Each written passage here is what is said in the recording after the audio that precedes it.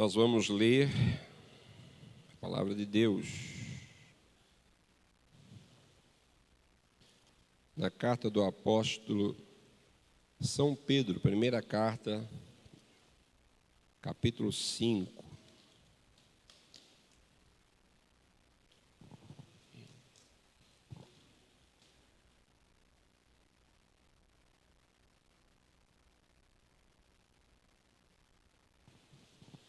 Versículo 7.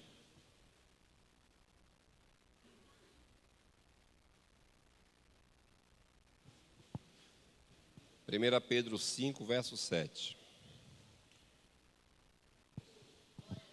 Lançando sobre ele toda a vossa ansiedade, porque ele tem cuidado de vós. Amém. E lá fica o link. Só você acessar o link e já sai direto no canal do YouTube. Para quem está fora, pode acessar diretamente o YouTube. Nós já temos irmãos que estão acompanhando os cultos de outros lugares, né? E estão acompanhando o culto. Queremos agradecer a cooperação. Orem por nós, onde você estiver aí nos vendo. Que Deus possa abençoar a todos, em nome de Jesus. Quiser participar também, entrar em contato com a igreja, nós temos o e-mail da igreja, adecoité@gmail.com.br. Se quiser também fazer as suas sugestões e entrar em contato, o telefone da igreja é 75-3262-1990. Muito bem, meus irmãos. Eu vou iniciar hoje uma palavra, possivelmente a gente deve continuar falando acerca desse assunto. Embora esse mês, denominado mês da família, eu não vou fugir muito do assunto da família, mas eu vou falar de um problema que tem afetado a sociedade de uma maneira muito forte. E eu entendo que nós precisamos pedir ajuda da parte de Deus para vencer estas adversidades.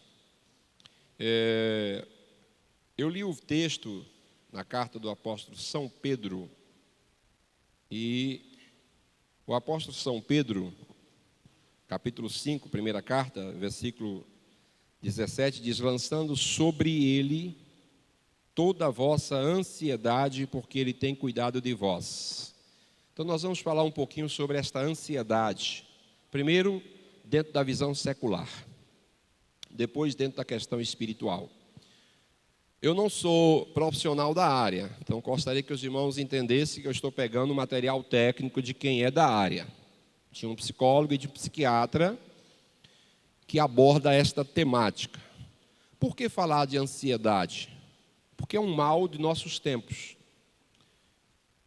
A depressão, inclusive, um dia desse nós tivemos uma lição da Escola Bíblica Dominical, e esta lição falava dos males do nosso tempo.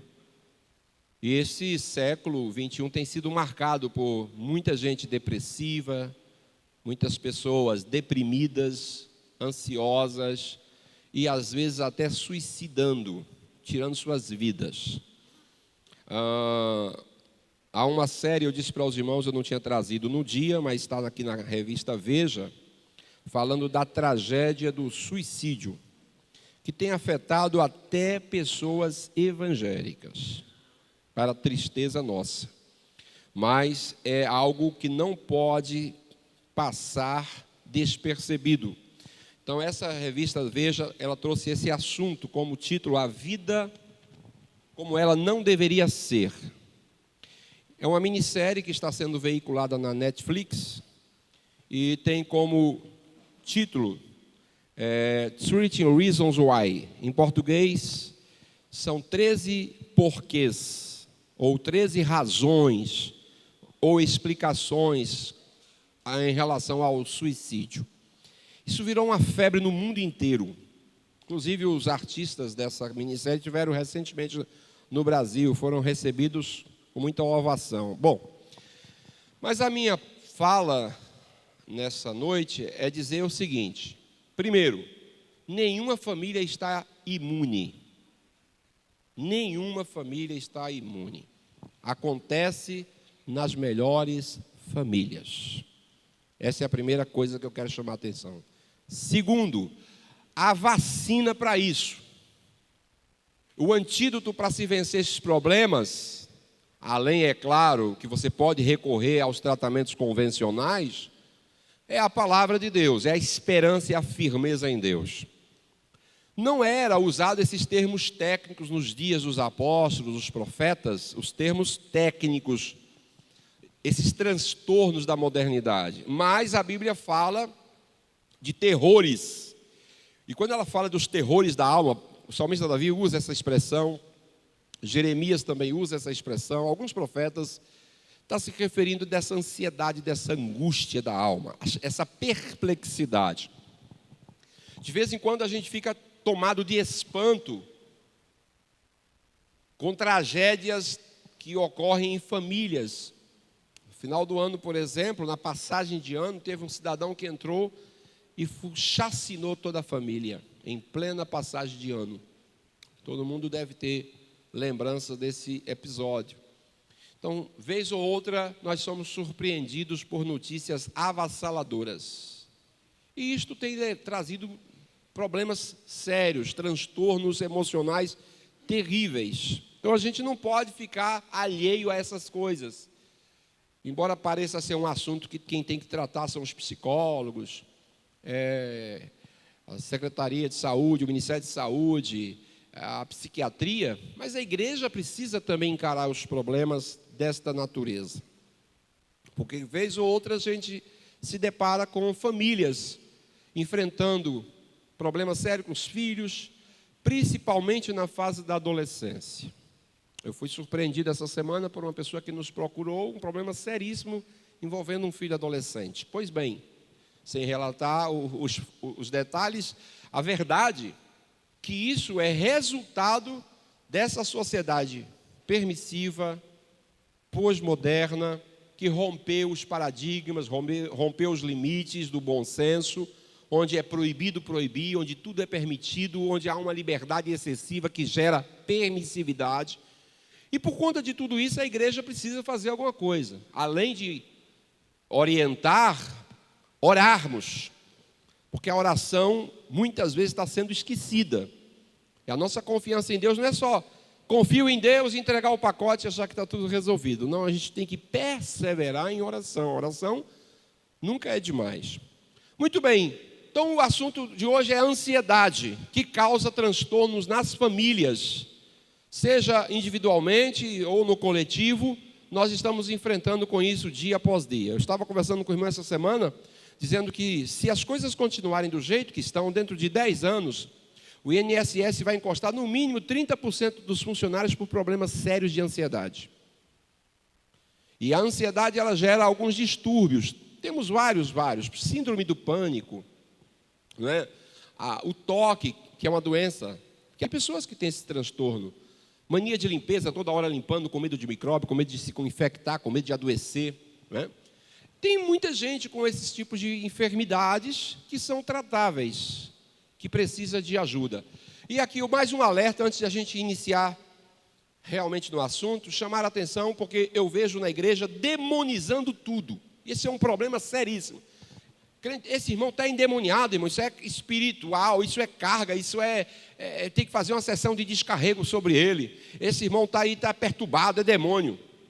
Eu não sei como é que pode, as pessoas estão com um problema emocional e muita gente, na ignorância, dizem que é demônio. Eu não estou dizendo que os demônios não fazem estragos, os demônios oprimem, os demônios podem possuir a mente, pode possuir o corpo, pode fazer estragos terríveis, devastadores no emocional da pessoa. Sim, é verdade. Mas não vamos pegar doenças que são tratáveis, problemas que são psicológicos ou patológicos e dizer que é demônio, porque não é. Então, eu vejo muita gente querendo vamos fazer uma campanha. E, em vez de, às vezes, as pessoas levar um psicólogo, levar um psiquiatra, fica agravando o problema. E às vezes a gente vê resultados terríveis. Inclusive, um dia desse eu falei aqui de um resultado de uma situação de uma pessoa que se deixou levar para uma falsa profecia e acabou cometendo uma tragédia. Bom, O fato é que a gente não pode estar espiritualizando aquilo que é humanamente perceptível e tratável. As doenças espirituais, elas não podem ser detectadas pelo psicólogo, pelo psiquiatra, pelo profissional de medicina. Não pode. Quando elas não são detectadas, pode ser que seja espiritual. Não significa que será, porque precisa-se ter discernimento. Discernimento. Portanto, esse é um alerta que eu faço para ninguém sair correndo atrás de tratamento espiritual. Eu conheço o caso de gente que, no desespero de se tratar, vai tomar banho de folhas, de raizeiro, vai num acupunturista, vai fazer sessão de yoga, vai fazer não sei o quê, buscando alternativas, a chamada medicina alternativa. E eu chamo a atenção para os irmãos para dizer o seguinte: medicina alternativa é fundamentada em práticas esotéricas. Acupuntura é esoteria. Yoga é esoteria. Cromoterapia é esoteria. E aí vai uma série de outras, que são tantas que a gente não consegue lembrar de tudo aqui. Mas são práticas chamadas medicina alternativa. A medicina alternativa não tem legitimidade. É um engodo. E aqui fica um conselho: vigie, que crente não busca esse tipo de tratamento. Mas vamos lá. A ansiedade tem seus sintomas, mas tem tratamento. Então vamos ver um pouquinho de visão geral. O que seria a ansiedade? Não sei se está dando para os irmãos acompanhar aí, a letra é um pouco pequena, mas eu vou ajudar os irmãos lendo aqui. Sinônimo: angústia. Quem aqui nunca viveu uma experiência de angústia na vida? Acho muito difícil. Se alguém aqui nunca viveu, poderá viver ainda. Um dia desse eu falei: pastor, graças a Deus eu nunca enterrei um familiar. Vai enterrar um dia. Pastor, que conversa é essa? Não, irmão, não estou jogando praga sobre ninguém, não. É a realidade da vida. Todo mundo nasceu, vai morrer um dia. Não há como escapar dessa verdade. Então, a angústia é um sintoma de tristeza que gera ansiedade e que a ansiedade não tratada pode levar à depressão. E uma depressão não tratada pode levar ao suicídio. É sério, não é brincadeira isso. Então a gente precisa encarar com bastante seriedade e responsabilidade esse assunto. A ansiedade é uma emoção normal do ser humano.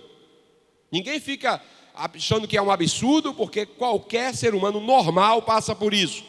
E é comum, ao se enfrentar algum problema no trabalho, antes de uma prova, de um vestibular, por exemplo, um concurso que você vai prestar exame, diante de decisões difíceis do dia a dia.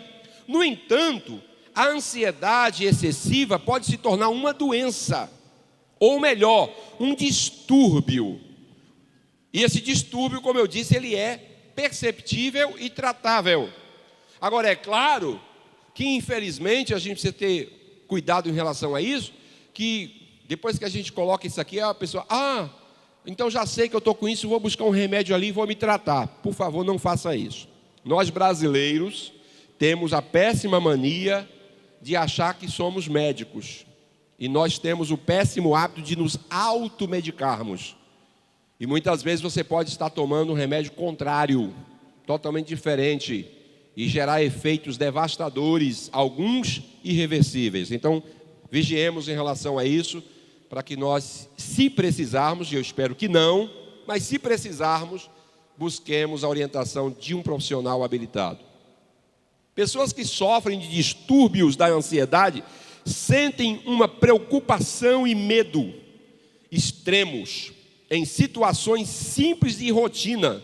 Não precisa ser uma coisa muito séria, não. Às vezes, coisas corriqueiras, mas ele sente medo.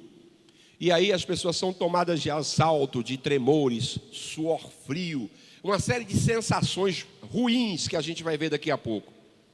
Além de alguns sintomas físicos, o que atrapalha suas atividades cotidianas, já que elas são difíceis de controlar. Por sorte, os distúrbios de ansiedade podem ser tratados. Vamos ver aqui alguns tipos que são conhecidos.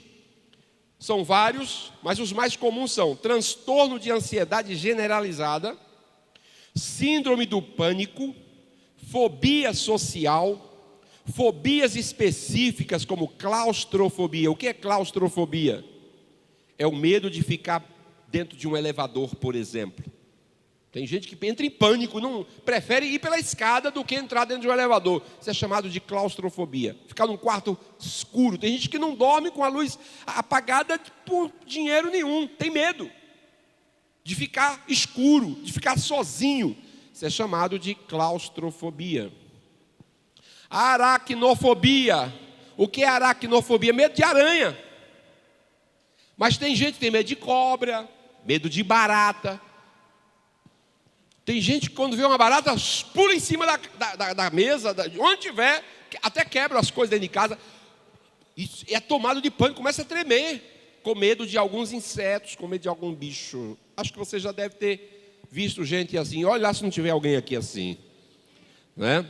Há outros quadros que têm a ansiedade como pano de fundo, como o transtorno obsessivo compulsivo, que é o TOC. Tem gente que lava as mãos dezenas de vezes ao dia. Isso é TOC. Transtorno obsessivo compulsivo. Precisa de tratamento. Vou falar de um famoso, né, que tinha essa doença e tratou. Roberto Carlos. Roberto Carlos era portador da síndrome do TOC, transtorno obsessivo compulsivo. Ele teve que fazer tratamento psicológico para se livrar do problema. Ele tinha alguns medos.